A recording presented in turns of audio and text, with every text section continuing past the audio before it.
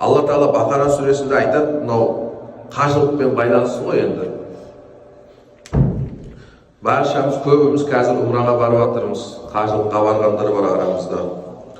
Қараңыздар, мынау қажылыққа барған кезде шайтанға тас лақтыру деген нәрсе бар, оны бәрі біледі.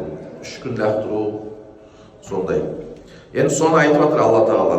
Фәмән тағаджәлә фи яумайни, егер сол тас лақтыруды сендер 3 күн лақтырмай, 2 күнде лақтырып бітіремін десеңдер, фәлә исма алейх, ол да тұрған ештеңе жоқ дейді. Яғни 3 күндік лақтыратын тасты 2 күнде лақтырып бітсеңдер де бола береді дейді. Уәмән тәахара, егер де 3 күн лақтырылатын тасты сіз 3 күнде лақтырмай 4 күн лақтыратын десеңіз, оның да күнәсі жоқ дейді.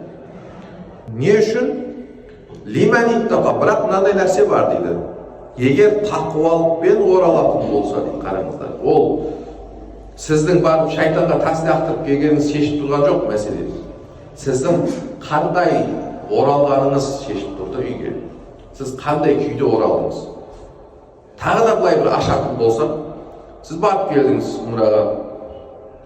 Келгеннен кейін адам бір ай ровна жүреді өзі, жаңағыдай.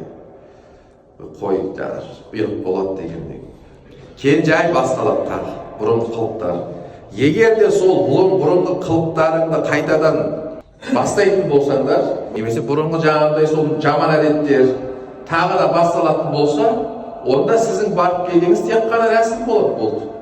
Қараңыз, Алла Тағала не деп жатыр? Сен ол шайтанға тас лақтыруды 3 күнде лақтырасың ба, 2 күнде лақтырасың ба, 4 күнде, мен оған қарап тұрған жоқпын дейді. Мен сенің қандай қайтқаныңа, қандай оралғаныңа қарап тұрмын дейді. Сол үшін ол жерге барып келу тек әшейін бір зияратқа барып келдім немесе бір ондай емес. Қандай қайту, ол қайтқаннан кейін тағы да сол бұрынғы әдеттер, бұрынғы қылықтар, бұрынғы жаңағындай жаман нәрселер қайтадан не қылатын болса, онда барып келу не болды? Тек рәсім болды. Бардыңыз, қайттыңыз деген мәселе.